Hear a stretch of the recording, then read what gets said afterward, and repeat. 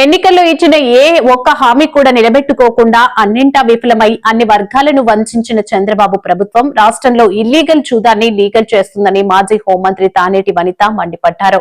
కూటమి ప్రభుత్వ అండదండలతో విచ్చలవిడిగా పేకాట క్లబ్లు వెలుస్తున్నాయని ఆమె తెలిపారు. పేకాట ప్రభుత్వం అని ప్రజలకు అర్థం కావట్లేదు. ఈ రోజున ప్రజల జీవితాలను నాశనం చేసే విధంగా టీడీపీ నాయకులే, మంత్రులే, ఎమ్మెల్యేలే తమ సొంత స్థావరాల్లో, సొంత నియోజకవర్గాల్లో పేకాట క్లబ్బులు, క్యాసినోలు నిర్వహించడం అనేది చాలా దారుణంగా ఉంది. గడిచిన 5 ఏళ్లలో ఎప్పుడూ లేని విధంగా ఈ రోజున రాష్ట్రంలో పేకాట, జూదాన్ని పోషిస్తున్నారు ఈ టీడీపీ నాయకులు. చంద్రబాబు నాయుడు గారు ఎన్నికల సమయంలో సంపద సృష్టిస్తామని చెప్పి చాలాసార్లు చాలా చోట్ల మాట్లాడడం జరిగింది. ఆయన 40 ఇయర్స్ ఇండస్ట్రీ గనక, 14 సంవత్సరాలు సీఎంగా పనిచేశారు గనక ఏదో ప్రజలందరూ కూడా ఆయన నమ్మి ఆ రోజున ఓట్లేసి అధికారాన్ని అప్పచెప్తే ఈ రోజున ఆయన సొంత టీడీపీ మంత్రులకి, ఎమ్మెల్యేలకి సొంతంగా సంపద సృష్టించడానికి ఈ పేకాట క్లబ్లు, క్యాసినోలు, జోదం పేరిట వాళ్ళకి సపోర్ట్ గా ఉండడం జరుగుతుంది. అంటే ఈ రోజున ఈ రాష్ట్ర చరిత్రలో ఎప్పుడూ లేని విధంగా బరి తెగించి బోర్డులు పెట్టి పబ్లిక్ గా ఈ పేకాట ఆడడం అనేది చాలా దారుణం. అంటే ఇల్లీగల్ వాటిని లీగల్ చేసేస్తున్నారు వీళ్ళు ఈ కూటమి ప్రభుత్వంలో. ఎన్ని కుటుంబాలు చితికిపోతున్నా, ఎన్ని కుటుంబాలు రోడ్డున పడినా ఈ ప్రభుత్వానికి చీమ కుట్టినట్టు కూడా లేదు. ఇలాంటి పరిస్థితిలో ఇక్కడ మనకి నియరెస్ట్ గా ఉన్న నూజివీడులో అంటే ఒక మంత్రి పార్థసారథి గారు నియోజకవర్గంలో ఏకంగా ఈ పేకాట క్లబ్లను నిర్వహించడం అనేది చాలా దారుణం. ఆగిరిపల్లిలో మొన్న మీ అందరికీ తెలుసు, మీడియా ద్వారా కూడా మీడియా మిత్రులందరికీ తెలుసు, ప్రజలందరికీ తెలుసు ఏ విధంగా అక్కడ ఈ పేకాట క్లబ్లు నిర్వహిస్తున్నారంటే రిక్రియేషన్ క్లబ్ అని చెప్పి పెట్టి వాళ్ళు ఈ ఆగిరిపల్లిలో ఈ వాహనాలు చూడండి, ఇవన్నీ కూడా ఎక్కడి నుండి వచ్చిన వాహనాలు అనుకుంటున్నారు? పక్క రాష్ట్రాల నుండి వచ్చిన వాహనాలు, తెలంగాణ నుండి. ఒక్కొక్క ఈ భవనం చూడండి, ఈ ఒక భవనంలో ఆడాలంటే 1 లక్ష రూపాయలు ముందు కట్టాలి. అలాంటి అంటే ఎంత ఇంకొక భవనం, ఈ భవనంలో 1 లక్ష రూపాయలు కడితే ఆడిస్తారు. ఇంకొక భవనంలో ఈ ఫ్లోర్ లో ఆడాలంటే 25,000 పెట్టాలి. సెకండ్ ఫ్లోర్ లో ఆడాలంటే 10,000 పెట్టాలి. అంటే ఇంతంత ఖర్చు పెట్టి ఈ పేకాట లోపల దృశ్యాలు ఇంతమంది అంటే దాదాపు 300 పైగా అక్కడ జనాభా ఉండడం జరిగింది. ఈ జోదగాళ్ళందరూ ఈ కార్లు చూడండి, అంబులెన్స్ కూడా అరేంజ్ చేసుకున్నారు వాళ్ళు. అంటే ఈ రోజున రాష్ట్రం ఎట్టుపోతుంది అన్నది అర్థం కావట్లేదు. ఈ ఇక్కడ పెట్టే పెట్టుబడి డబ్బులు కూడా కాయిన్స్ రూపంలో డబ్బుల్ని కాయిన్స్ గా మార్చేసి అక్కడ ఆడడం మొదలు పెట్టారు. ఇంతకీ ఇక్కడ నిర్వహిస్తున్న వాళ్ళు ఎవరు అంటే ఈ కేసినోని కాట్రగడ్డ అశోక్, లోకేష్ గారి అనుచరుడు.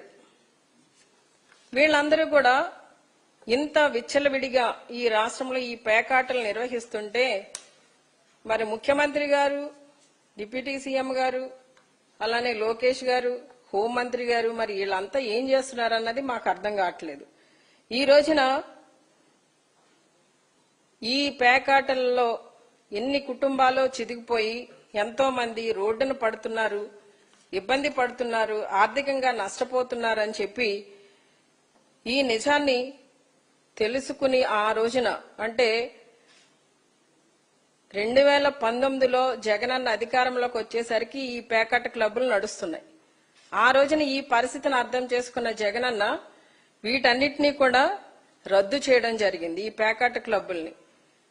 కానీ మళ్లీ 2024లో వీళ్ళ అధికారంలోకి వచ్చిన తర్వాత మళ్లీ వీటిని వీళ్ళ ప్రారంభించి పెంచి పోషించడం జరుగుతుంది ఈ రోజున. అంటే ఈ న్యూజివీడులో పార్థసారథి గారి నియోజకవర్గంలో ఆగర్పల్లి గ్రామంలో ఈ విధంగా పేకాట క్లబ్బుల్ని నడపడం, మరి అక్కడ ప్రజానికానికి కూడా ఇబ్బంది కలిగించేలా అక్కడ పరిస్థితులు ఉండడం చూసి కూడా ఏ మాత్రం కూడా ఈ రోజుకి ప్రభుత్వం స్పందించకపోవడం అనేది బాధాకరం. ఇదే కాకుండా వైజాగ్ దగ్గర భీములిలో కూడా ఇంతే. అక్కడ కూడా కూటమి ఎమ్మెల్యేలు కార్తీక వనభోజనాలు అన్ని అయిపోయినాయి, కార్తీక మాసం అయిపోయినా కూడా మళ్లీ కార్తీక వనభోజనాల పేరున ఒక పిక్నిక్ ఏర్పాటు చేసుకుని అక్కడ పబ్లిక్ గా పేకాట శిబిరాలు నిర్వహించడం జరిగింది. మరి ఈ రోజున మరి రాష్ట్ర ప్రజలు వీళ్ళకి 164 సీట్లు ఇచ్చారు. ఈ 164 సీట్లు ఎందుకు ఇచ్చారండి? ప్రజలని మోసం చేసి ఈ పేకాట క్లబ్బులు నిర్వహించి వాళ్ళకి ఇస్తామన్న సూపర్ 6 హామీలేవి కూడా ఇవ్వకుండా మోసం చేసేదానికి వాళ్ళు ఈ రోజున ఈ విధంగా ప్రవర్తించడం జరుగుతుంది. అంటే అసలు వీళ్ళు ఏమని చెప్పారు? ఎన్నికల సమయంలో సూపర్ 6 హామీలు, సూపర్ 7 హామీలు ఇచ్చేస్తాం, ఏదో ఉద్ధరిచ్చేస్తాం మీ కుటుంబాలను అని చెప్పి ప్రజలకి మభ్యపెట్టారు, మాయ చేశారు. ఈ రోజున ఎక్కడ ఏ స్కీములు ఇచ్చింది లేదు, అన్ని స్కామ్లే. ఈ రోజున డ్రగ్స్, గంజాయి, పేకాట, ఓ ప్రక్కన మహిళల మీద దాడులు, మహిళల మీద అత్యాచారాలు, మహిళలను వేధించడం, ఇవన్నీ కూడా ఈ రాష్ట్రంలో జరుగుతుంటే ఎక్కడా కూడా ఎవరు కూడా స్పందించిన పరిస్థితి. ఒక మహిళా హోంమంత్రిగా ఉన్న ఈ రాష్ట్రంలో మరి మహిళల మీద ఈ అఘాయిత్యాలు జరుగుతుంటే ఎక్కడ స్పందించిన దాఖలు లేవు. ఈ రోజున మేమంతా కూడా